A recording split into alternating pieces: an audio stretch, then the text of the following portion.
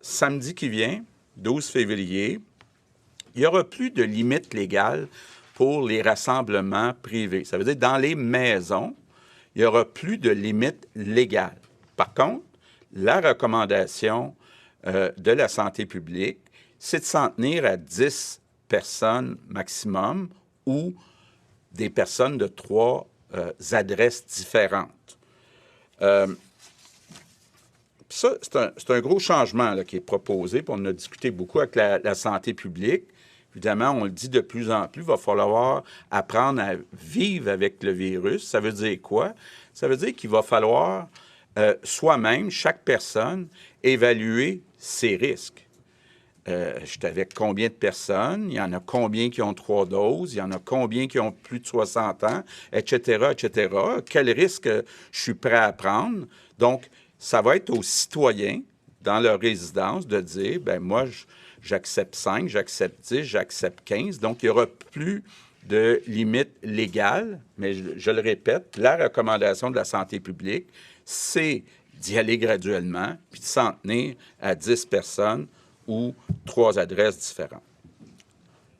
Maintenant, toujours samedi qui vient, pour être cohérent, dans les restaurants, on va aussi passer à 10 personnes ou des personnes de 3 adresses différentes par table dans les restaurants. Donc, ça va être dès samedi qui vient. Lundi prochain, 14 février, bon, déjà, la semaine dernière, on avait annoncé qu'on va pouvoir recommencer les sports pour les adultes. On va rouvrir les gyms et les spas à 50 %. Ce qu'on ajoute aujourd'hui, toujours pour lundi prochain, 14 février, c'est qu'on va avoir le droit de faire des matchs, entre autres des matchs d'hockey. On a beaucoup entendu parler. Je sais qu'il y a beaucoup de jeunes qui ont hâte que les matchs recommencent. Puis pour les spectacles extérieurs, ça va être 5 000 personnes maximum. Bon, ensuite, la semaine, lundi, le 21 février, tous les commerces vont pouvoir ouvrir à 100 % de capacité. Les salles de spectacle vont rester avec un maximum de 50 % de capacité, mais on va enlever la limite de 500, incluant pour le Centre Bell, le Centre Vidéotron, Place des Arts et autres. Donc, ça veut dire que c'est quand même un grand changement pour eux autres. Ils vont pouvoir aller à 50 %, mais sans la limite de 500. Les lieux de culte, on va garder 50 % de capacité, mais toujours le 21 février, on va pouvoir passer de 250 à 500.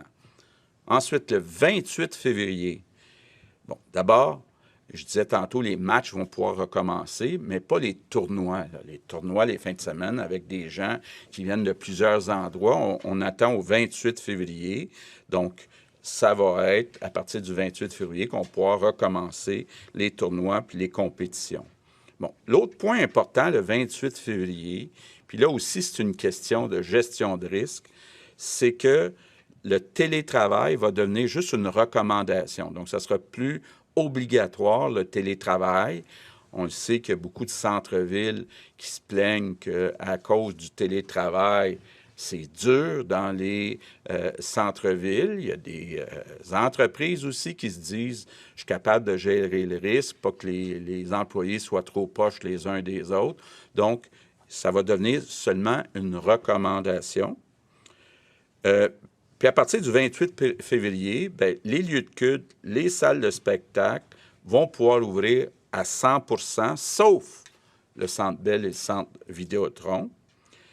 Et on va aussi, toujours le 28 février, permettre l'ouverture à 50 % de capacité des bars et des casinos, mais sans danse et karaoké.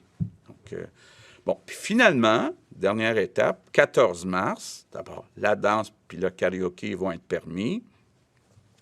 Les restaurants, les bars, les grandes salles comme le Centre Bell vont pouvoir ouvrir à 100 % de capacité. Donc, ça veut dire que le 14 mars, l'essentiel des mesures sanitaires va être levé. Donc, on va revenir à une vie plus normale.